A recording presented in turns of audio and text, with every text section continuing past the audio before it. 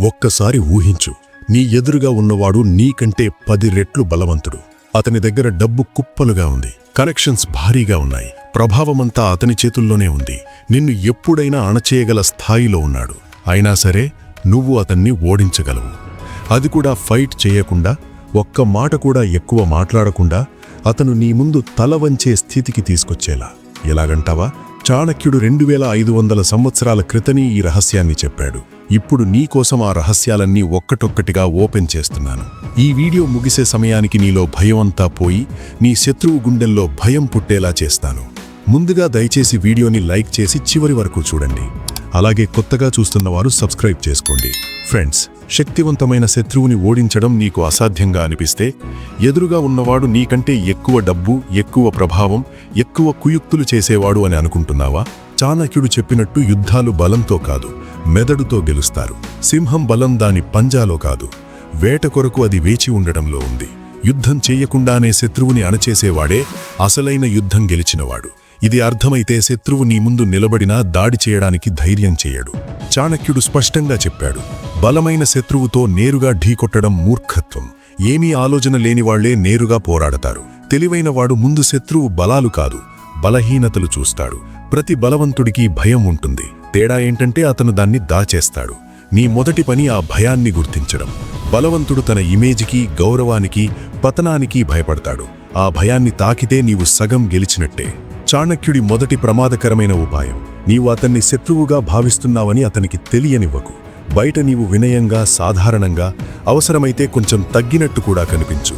ఎందుకంటే బలవంతుడు అత్యంత అహంకారిగా ఉంటాడు. నీవు అతన్ని ఛాలెంజ్ చేయడం లేదని అనిపిస్తే అతని జాగ్రత్తగా ఉండే మెదడు నీ గురించి ఆలోచన మానేస్తుంది. శత్రువు మెదడు నిద్రపోయిన రోజే అతని పతనం మొదలవుతుంది.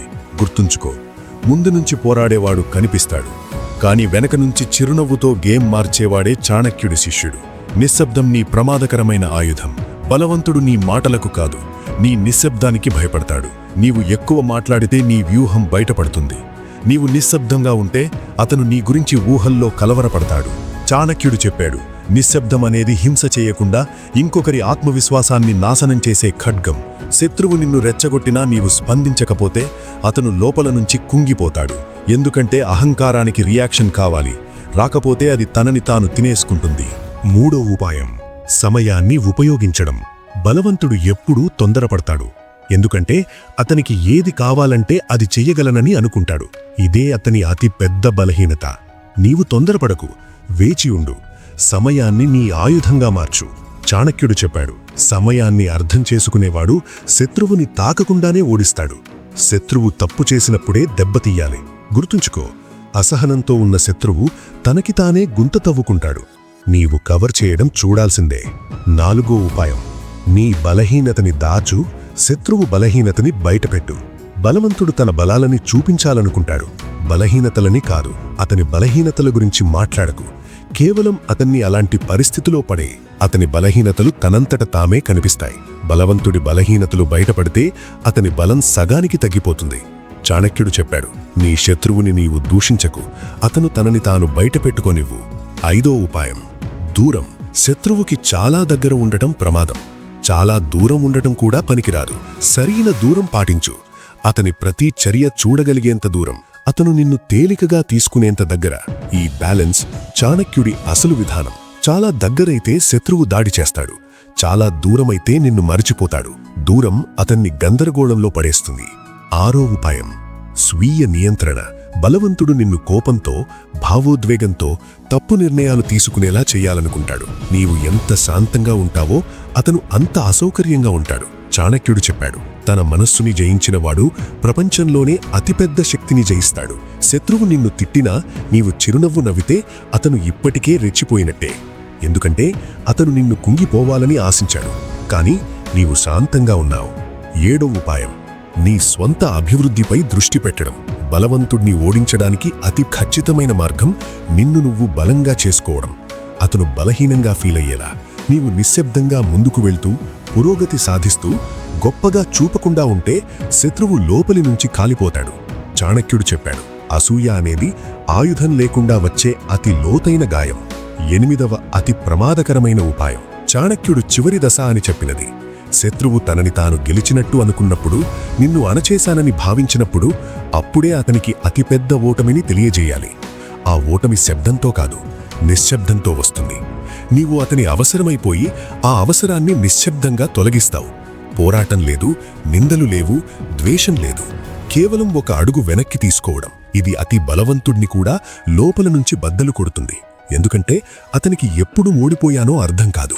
చాణక్యుడు చెప్పాడు, శత్రువుని చిదిమేయడమంటే అతన్ని నాశనం చేయడం కాదు, అతను ఇక ముందు తలెత్తడానికి ధైర్యం చెయ్యని స్థితికి తీసుకురావడం. అసలు గెలుపు అతను బతికి ఉండి కూడా ఓడిపోయినప్పుడే. ఈ సూత్రం అర్థమైతే నీ జీవితంలో ఎవరూ నిన్ను అణచలేరు. చాణక్యుడు చెప్పాడు, బలవంతుణ్ణి ఓడించే అసలు గేమ్ బయట కాదు, లోపల ఉంది. బయట ఎంత బలంగా కనిపిస్తాడో లోపల అంతే అసురక్షితంగా ఉంటాడు. తేడా ఏంటంటే సాధారణులు తమ అసురక్షితత్వాన్ని దాచలేరు, బలవంతులు దాన్ని అహంకారంతో కప్పేస్తారు. ఆ పొరని గుర్తిస్తే నీకు ఆయుధం అవసరం లేదు. గుర్తుంచుకో, శత్రువు అతిపెద్ద బలం అతని అహంకారమే. అదే అతని అతిపెద్ద బలహీనత కూడా. చాణక్యుడి సూత్రం, బలవంతుడితో సమానంగా మాట్లాడకు. సమానంగా మాట్లాడితే ఘర్షణ వస్తుంది. నీవు చిన్నవాడిలా లేదా పట్టించుకోని వాడిలా కనిపించాలి. అతను నీకు భయం లేదని అనుకుంటే అతను జాగ్రత్తగా ఉంటాడు. అతనికి నీవు థ్రెట్ కాదని అనుకుంటే అతను నిర్లక్ష్యంగా ఉంటాడు. బయట అతనికి లొంగినట్టు లోపల పూర్తిగా స్వతంత్రంగా ఉండు. బయట వినయం, లోపల స్వంత నిర్ణయాలు. ఇదే చాణక్యుడు రహస్య జ్ఞానం అన్నది. బయటి జ్ఞానం అందరికీ కనిపిస్తుంది, కానీ ఓపిక ఉన్నవాడే రహస్య జ్ఞానాన్ని అర్థం చేసుకుంటాడు. చాణక్యుడు చెప్పాడు, బలవంతుడికి నేరుగా హాని చెయ్యకు. నేరుగా హాని చేస్తే అతను మరింత జాగ్రత్తగా ఉంటాడు. అతను తన తప్పే అనుకునేలా హాని చెయ్యాలి. అతను తనని తాను నిందించుకున్నప్పుడే అతను కుంగిపోతాడు. మనుషులు బయటి గాయాలతో కాదు, అపరాధ భావనతో బద్దలవుతారు. ఇదే చాణక్యుడి మానసిక దాడి. పెద్ద తప్పు ఏంటంటే నీ బాధని శత్రువుకి చూపడం. చాణక్యుడు దీన్ని స్వీయ వినాశనం అంటాడు. బలవంతుడు నీ బాధని బలహీనతగా చూసి దానిపై దాడి చేస్తాడు. నీవు బాధపడుతున్నా, ఇబ్బందిలో ఉన్నా, కుంగిపోతున్నా బయట ఎప్పుడూ సాధారణంగా కనిపించు. లోపల జాగ్రత్తగా ఉండు. బాధని దాచేవాడే అసలు మాస్టర్. చాణక్యుడు చెప్పాడు, బలవంతుణ్ణి ఓడించడానికి చాలామంది అవసరం లేదు, సరైన వాళ్ళు చాలు. తక్కువ మాట్లాడి ఎక్కువ అర్థం చేసుకునేవాళ్ళు. శత్రువుకి బలం గుండెలో ఉంటుంది. గుండె సన్నగిల్లితే అతను ఒంటరిగా అవుతాడు. నీవు అతని గుండెని ఎదుర్కోవద్దు. క్రమంగా అతని దగ్గరి వాళ్లను దూరం చేయి. మరో రహస్య ఉపాయం, నిశ్శబ్దంగా నీ విలువని పెంచుకో. బలవంతుడు నిన్ను చవకగా భావిస్తున్నంతకాలం నిన్ను అణుచుతాడు. నీ విలువ పెరిగిన రోజు అతని ప్రవర్తన మారుతుంది. చాణక్యుడు చెప్పాడు, కాలంతో పాటు విలువ పెరిగేవాడిని ఎవరూ అణచలేరు. కాబట్టి నీవు నీలో మెరుగుపరుచుకో, నేర్చుకో, ముందుకు వెళ్ళు. కానీ శబ్దం చెయ్యకు. నీ నిశ్శబ్ద పురోగతే అతనికి అతిపెద్ద భయం. బలవంతుణ్ణి ఓడించడంలో అతి ముఖ్యమైనది ఓపిక. ఓపిక అంటే భయం కాదు. ఓపిక అంటే సరైన సమయం కోసం వేచి ఉండడం. చాణక్యుడు చెప్పాడు, అసహనం ఉన్నవాడు ముందు తనని తాను ఓడిస్తాడు, తరువాత శత్రువుని. ఇప్పుడు దాడి చేయడం సరికాదనిపిస్తే చెయ్యకు. సమయాన్ని నీ స్నేహితుడిగా చేసుకో. ఎందుకంటే సమయం ప్రతి బలవంతుణ్ణి బలహీనపరుస్తుంది, ప్రతి బలహీనుడికి అవకాశమిస్తుంది. చాణక్య నీతి చెప్పింది, శత్రువుని అనుకరించకు. అనుకరిస్తే అతని తప్పులు నీవు చేస్తావు. నీ స్వంత గుర్తింపే నీ రక్షణ. అతను కఠినంగా ఉంటే నీవు శాంతంగా ఉండు. అతను కుయుక్తిగా ఉంటే నీవు ఓపికగా ఉండు. అతను తీక్ష్ణంగా ఉంటే నీవు ఆలోచనతో ఉండు. ఈ అసమానత అతన్ని గందరగోళంలోకి నెట్టేస్తుంది. బలవంతుడు అతిగా భయపడేది తనకు అర్థం కాని వ్యక్తికి, తను చదవలేని వ్యక్తికి, ఎక్కువ మాట్లాడని, ఎక్కువ కనిపించని వ్యక్తికి. చాణక్యుడు చెప్పాడు, రహస్యంగా ఉండేవాడే అతి సురక్షితుడు. నీ ప్రతి చర్యని అందరికీ చెప్పాల్సిన అవసరం లేదు. నీ నిశ్శబ్దమే నీ ఆయుధం. గుర్తుంచుకో, చాణక్యుడి నీతి బాధ్యత కోసం కాదు, రక్షణ కోసం, ఆత్మ గౌరవం కోసం, శాశ్వత విజయం కోసం. పగ తీర్చుకోవడం క్షణిక సంతోషమిస్తుంది, నీతి జీవితాంతం బలమిస్తుంది. నీతి పాటించేవాడు మళ్లీ మళ్లీ పోరాడాల్సిన అవసరం లేదు. అతని ఉనికే చాలు. ఇదే మార్గం. బలవంతుడు బయట నిలబడి ఉంటాడు, కానీ లోపల ఓడిపోతాడు. నిన్ను హాని చెయ్యాలని 100 సార్లు ఆలోచిస్తాడు. ఇదే చాణక్యుడి అసలు విజయం. చాణక్యుడు చెప్పాడు, బలవంతుడిని ఓడించడం చివరి దశలో నీవు అతని మనసులో అజేయుడివవుతావు. అతనికి నచ్చినా నచ్చకపోయినా నిన్ను అవసరమనిపించేలా చేసుకో. అతను నిన్ను గెలిచానని, నిన్ను అణచానని, నీవు అతను లేకుండా ఏమీ చెయ్యలేవని అనుకునేలా చెయ్యి.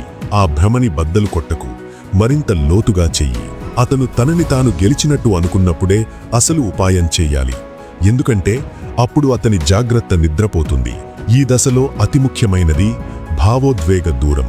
నీవు ద్వేషం చూపించవు, స్నేహం చూపించవు, కేవలం న్యూట్రల్గా ఉంటావు. ఈ న్యూట్రాలిటీ అతన్ని అసౌకర్యానికి గురిచేస్తుంది. ఎందుకంటే బలవంతుడికి భయం లేదా గౌరవం కావాలి. న్యూట్రాలిటీ ఏమీ ఇవ్వదు. అది రాకపోతే అతను తనని తాను చిన్నగా ఫీల్ అవుతాడు. ఇదే అతని లోపలి ఓటమి మొదలు. చాణక్య నీతి చెప్పింది, చివరి దెబ్బ ఎప్పుడూ నేరుగా కాదు, వెనకనుంచే వస్తుంది. నీవు క్రమంగా నీ ఉనికిని తగ్గిస్తావు. అతను ఒకప్పుడు అవసరమైన నీవు ఇప్పుడు అందుబాటులో లేవు. ఫోన్ ఎత్తవు, తక్షణం రిప్లై ఇవ్వవు, ఎక్కడా కనిపించవు. ఈ లేనితనం అతన్ని కుదిపేస్తుంది. అప్పుడు అర్థమవుతుంది, యుద్ధం అయిపోయింది. ఇక నీవు ఏమీ చెయ్యాల్సిన అవసరం లేదు. అతని మనసే అతనికి వ్యతిరేకంగా పనిచేస్తుంది. చివరి దశలో అతిపెద్ద జాగ్రత్త. నీ విజయాన్ని ఎప్పుడూ చూపించకు. విజయం చూపిస్తే మళ్ళీ నీవు ఫీల్డ్లోకి వస్తావు. నీవు శాంతంగా, సాధారణంగా, ఏమీ జరగలేదన్నట్టు ఉండు. ఈ సాధారణతే అతన్ని అసాధారణంగా ఇబ్బంది పెడుతుంది. ఎందుకంటే బలవంతుడు ఎప్పుడూ రియాక్షన్ కోరుకుంటాడు. రియాక్షన్ రాకపోతే అతని అహంకారం చిట్లిపోతుంది. ఇది అందరూ అర్థం చేసుకోలేని ప్రమాదకర ఉపాయం. గుర్తుంచుకో, చాణక్యుడి నీతి నిన్ను క్రూరుడిని కాదు, స్పష్టమైన వ్యక్తిని చేస్తుంది. అందరితో పోరాడాల్సిన అవసరం లేదు, కానీ అందరికీ నిన్ను అణచలేమని తెలియజేయడం ముఖ్యం. నీవు ఈ స్థాయికి చేరుకుంటే అతి బలవంతుడు కూడా నిన్ను హాని చెయ్యాలని 2 సార్లు ఆలోచిస్తాడు. ఇదే స్థాయి. నీవు ఎవర్నీ చిదిమేయవు, వాళ్ల ధైర్యాన్ని చిదిమేస్తావు. వాళ్ళు నీకు వ్యతిరేకంగా నిలబడవచ్చు, కానీ లోపల ఓడిపోతారు. ఇదే చాణక్యుడి అతి ప్రమాదకరమైన ఉపాయం. శత్రువు బతికి ఉంటాడు, కానీ ఓడిపోతాడు. వాడికి స్వరం ఉంటుంది, కానీ ప్రభావం ఉండదు. బలం ఉంటుంది, కానీ దిశ ఉండదు. ఈ మొత్తం నీటిని అర్థం చేసుకుంటే నీ జీవితంలో ఎలాంటి బలవంతుడు నిన్ను హాని చెయ్యలేడు. ఎందుకంటే ఇక నీవు పోరాడవు, గేమ్ మారుస్తావు. గేమ్ మార్చేవాడిని ఎవ్వరూ ఓడించలేరు. ఇదే చాణక్యుడి రహస్య జ్ఞానం. ఇదే అసలు విజయం.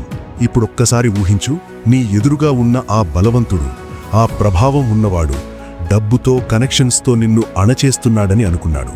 కానీ ఈ రోజు నువ్వు తెలుసుకున్నావు, నిజమైన యుద్ధం బయట కాదు, గుండెల్లో జరుగుతుంది. నీవు నిశ్శబ్దంగా, ఓపికగా, తెలివిగా ఆ గుండెలోకి చొచ్చుకుపోయి అతని అహంకారాన్ని, భయాన్ని, అసురక్షితత్వాన్ని చిదిమేశావు. ఇక నువ్వు ఎవరికీ భయపడవు. ఎందుకంటే నీలో ఇప్పుడు చాణక్యుడి మెదడు ఉంది. నీవు పోరాడకుండానే గెలుస్తావు. నీవు మాట్లాడకుండానే అతను కుంగిపోతాడు. నీవు ఒక్క అడుగు వెనక్కి తీసుకున్నా అతని ప్రపంచమంతా కదిలిపోతుంది. ఇదే అసలు విజయం. బతికి ఉండి కూడా ఓడిపోయే స్థితి. ఇకపై నీ జీవితంలో ఎవ్వరూ నిన్ను అణచలేరు. నీవే నీ రాజ్యానికి రాజు. ఈ రహస్య జ్ఞానం నీకు ఉపయోగపడిందని, నీలో ఒక కొత్త ధైర్యం పుట్టిందని అనిపిస్తే ఇప్పుడే ఈ వీడియోకి ఒక లైక్ చెయ్యి. కామెంట్లో చాణక్య అని రాసి నీ ఫీలింగ్ చెప్పు. ఈ శక్తిని నీ ఫ్రెండ్స్కి కూడా ఇవ్వాలనుకుంటే షేర్ చెయ్యి. మరియు ముఖ్యంగా ఛానల్ సబ్స్క్రైబ్ చేసి బెల్ ఐకాన్ ఆన్ చెయ్యి.